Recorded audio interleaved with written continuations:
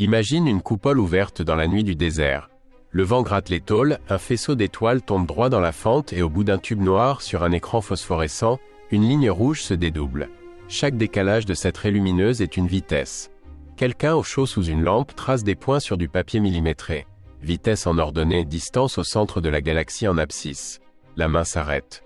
La courbe ne descend pas. Elle reste plate, comme si dans l'obscurité, une masse énorme et invisible tenait le disque des étoiles dans une étreinte silencieuse. Cette personne s'appelle Vera Rubin. Ce soir-là, comme tant d'autres, elle cartographie l'invisible. Revenons au début, 1928, Philadelphie. Vera Cooper grandit à Washington DC, dans une famille où l'on bricole, lit et regarde le ciel. À l'école, elle s'éprend des mathématiques et des constellations. Vers 10 ans, elle fabrique un petit télescope de carton et de lentilles. À 14, elle sait reconnaître les galaxies sur les plaques photographiques des magazines. Les étoiles n'ont pas d'a priori, pense-t-elle.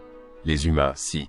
Elle entre à Vassar College, l'alma mater de Maria Mitchell, première astronome américaine professionnelle, et obtient son diplôme en 1948, summa cum laude. Elle écrit à Princeton pour un doctorat, on lui renvoie sa candidature. Les femmes n'y sont pas admises en astronomie. Elle choisit Cornell, y enseigne Hans Bethe, Richard Feynman, Philip Morrison. Elle apprend la physique du nucléus et des particules, la mécanique quantique, le sens des ordres de grandeur. Puis pour sa thèse, elle rejoint Georgetown. Son directeur, George Gamow, jockey et profond, l'aide à poser une question extravagante. L'univers tourne-t-il? Elle montre que non, pas comme on l'imaginait. Les mouvements de galaxies dessinent d'autres histoires. Elle termine son doctorat en 1954. Entre-temps, elle s'est mariée, a des enfants, négocie des nuits de télescope entre biberon et calculatrice. Elle raconte plus tard, avec humour, « Ma vie a été rythmée par les enfants et par les galaxies.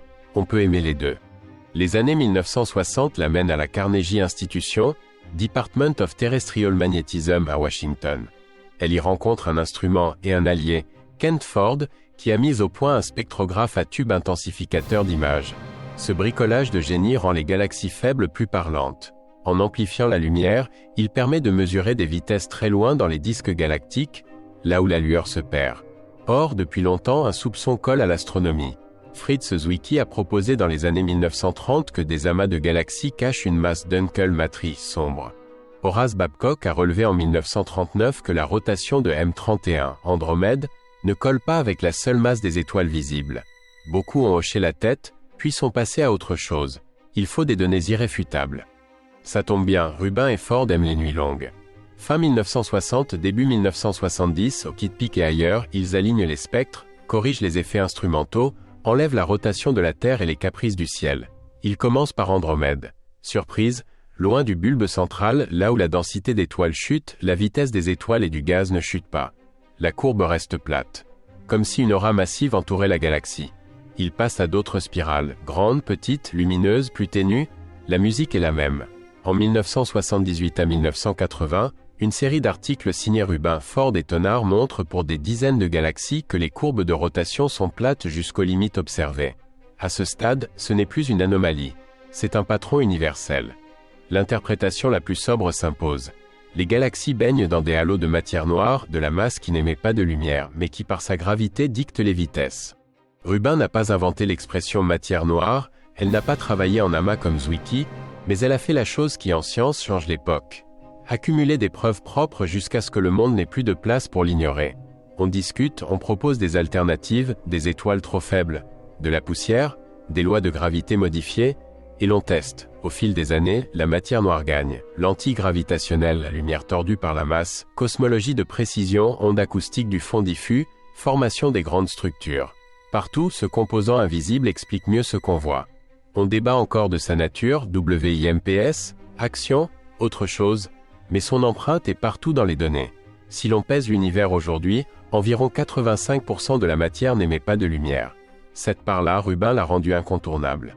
Avant ce grand basculement, Vera a déjà tenté une autre cartographie audacieuse.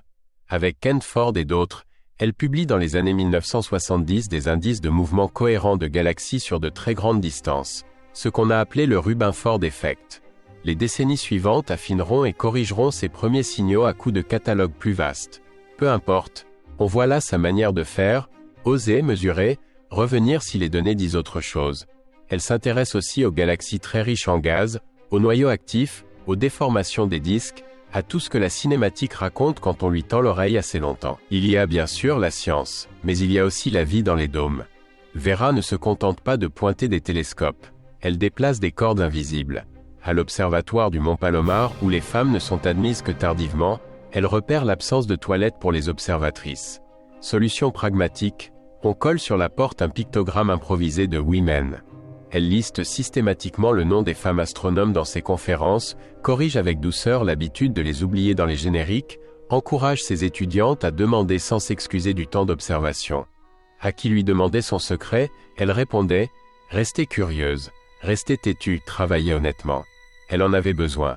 Princeton, qui l'avait refusé en 1948, n'ouvrira son département d'astro aux femmes qu'en 1975. Les reconnaissances arrivent tard, souvent, mais nettes.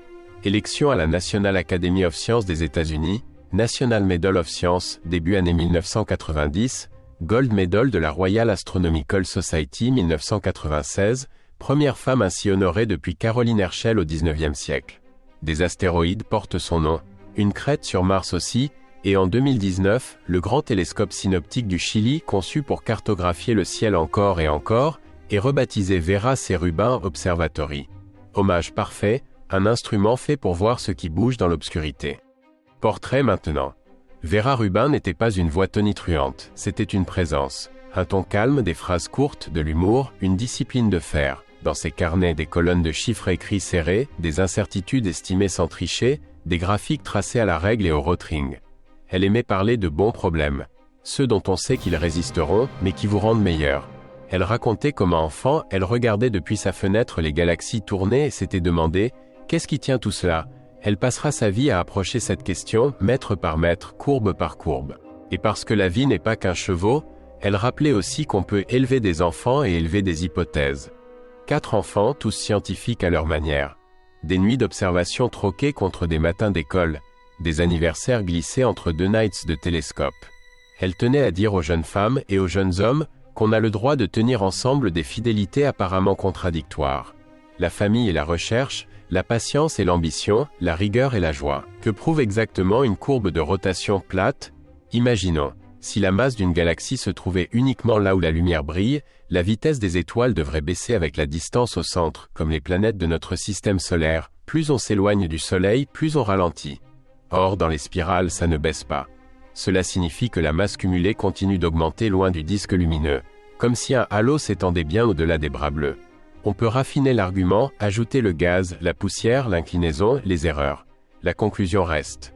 Soit la gravité change de loi aux grandes distances, c'est une piste testée avec ses succès et ses limites.